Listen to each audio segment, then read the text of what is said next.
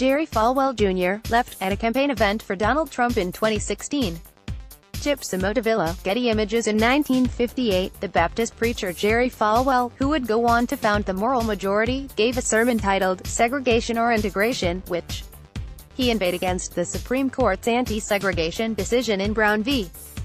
Board of Education, arguing that facilities for blacks and whites should remain separate. "When God has drawn a line of distinction, we should not attempt to cross that line," he wrote, warning that integration will destroy our race eventually. In 1967, Falwell founded the Lynchburg Christian Academy, later Liberty Christian Academy, as a private school for white students. The Lynchburg Christian Academy, in Virginia, was one of many so-called seg academies created throughout the South to circumvent desegregation. In the 1970s, these discriminatory schools lost their tax-exempt status.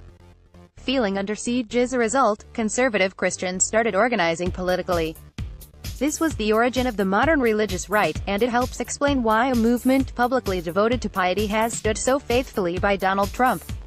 In his 2014 biography of Jimmy Carter, the Dartmouth historian Randall Balmer quotes the conservative activist Paul Weyrich. "What caused the movement to surface was the federal government's moves against Christian schools.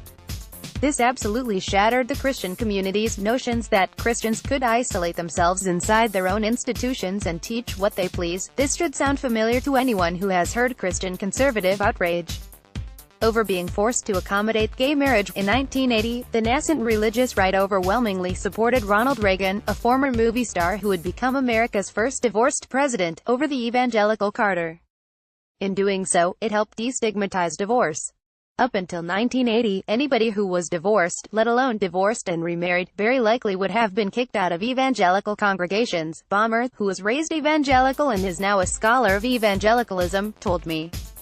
Given this history, it is not surprising that the contemporary leaders of the religious right are blasé about reports that Trump cheated on his third wife with a porn star shortly after the birth of his youngest child, then paid her to be quiet. Despite his louche personal life, Trump, the racist patriarch promising cultural revenge, doesn't threaten the religious right's traditional values. He embodies them. This week, Tony Perkins, leader of the Family Research Council, told Politico that Trump gets a mulligan, or do-over, on his past moral transgressions, because he's willing to stand up to the religious right's enemies. Evangelicals, Perkins said, were tired of being kicked around by Barack Obama and his leftists. And I think they are finally glad that there's somebody on the playground that is willing to punch the bully. On Wednesday, Jerry Falwell Jr., who inherited his father's job as head of the Evangelical Liberty University, defended Trump on CNN through an acrobatic act of moral relativism. "Jesus said that if you lust after a woman in your heart, it's the same as committing adultery." Falwell said, "You're just as bad as the person who has, and that's why our whole faith is based around the idea that we're all equally bad, we're all sinners." To defend Trump, Falwell seems to be taking the position that no Christian has the right to criticize anyone else's sexual behavior. The people who are most disturbed by such theological contortions are earnest evangelicals who fear the disgrace of their religion. Trump's religious champions, Michael Gerson writes in The Washington Post, are associating evangelicalism with bigotry, selfishness and deception. They are playing a grubby political game for the highest of stakes, the reputation of their faith. I sympathize with his distress. But the politicized sectors of conservative evangelicalism have been associated with bigotry, selfishness, and deception for a long time. Trump has simply revealed the movement's priorities. It values the preservation of traditional racial and sexual hierarchies over fuzzier notions of wholesomeness. "I've resisted throughout my career the notion that evangelicals are racist. I really have," Balmer told me.